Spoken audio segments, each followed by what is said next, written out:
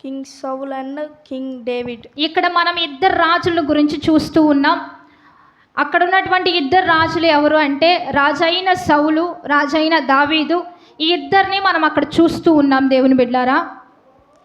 David man's said look David deliverance your enemies in your hand. Daveedu చూడు, ఇక్కడ దావీదు ఒక గృహలో ఉంటున్నాడు దేవుని బిడ్డారా, సౌలు ఒక గృహలో ఉంటున్నాడు. అయితే సౌలు మరి దావీదు ఇద్దరు అభిషేక్తులే, ఇద్దరు దేవుడి చేత అభిషేకించబడిన వాళ్ళే.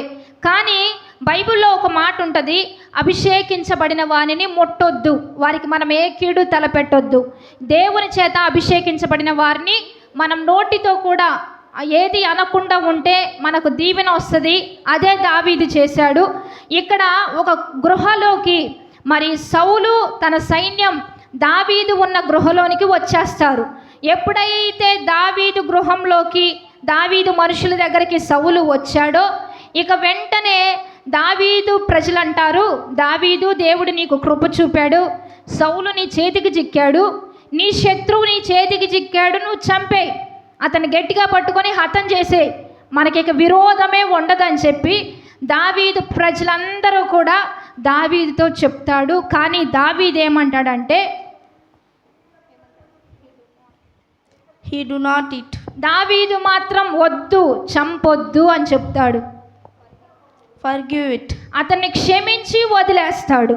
అంటే చంపవలసిన సమయంలో కూడా, చేతికి దొరికిన సమయంలో కూడా అతన్ని చంపకుండా వదిలేస్తాడు. So we growing in God.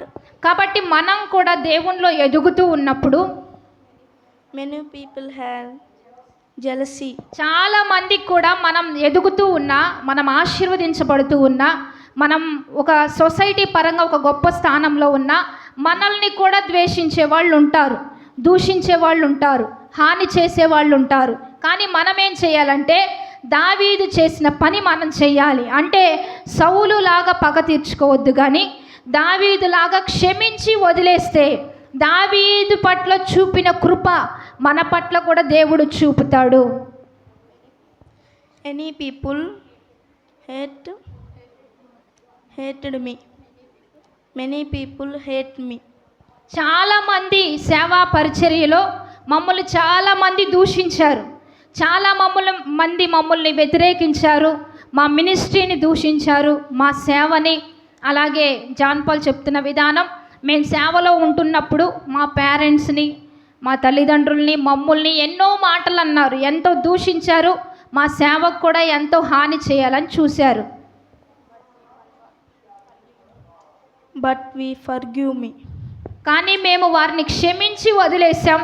దావీదు చేసినట్లుగా మేము చేశాం కనుక ఈరోజు దేవుడు మాకు ఈ కృప చూపాడు. ఈరోజు దేవుడు మమ్మల్ని హెచ్చించాడు. మా శత్రువు మా ముందుకు వచ్చిన, మా శత్రువు మమ్మల్ని దూషించిన వారు, నిందించిన వారు మా యొద్దకు వచ్చి మాకు దొరికిన మేము వారికి ఏమీ హాని చేయకుండా వారిని వదిలేసాం. ఎప్పుడు దూషించలేదు, ఎప్పుడు హాని చేయలేదు, ఎప్పుడు కీడు చేయాలని తలపెట్టలేదు. కనుక దావీదునకు చూపిన శాశ్వతమైన కృప నాకును మనందరికీ దేవుడు చూపించి నడిపించబడబోతూ ఉండగా మరి may God bless you, May prospers. దేవుడు మనలందరిని దీవించి వర్ధిల్ల చేయును గాక. కాబట్టి మనందరం గట్టిగా చప్పటి పల్లవి పాడుదాం.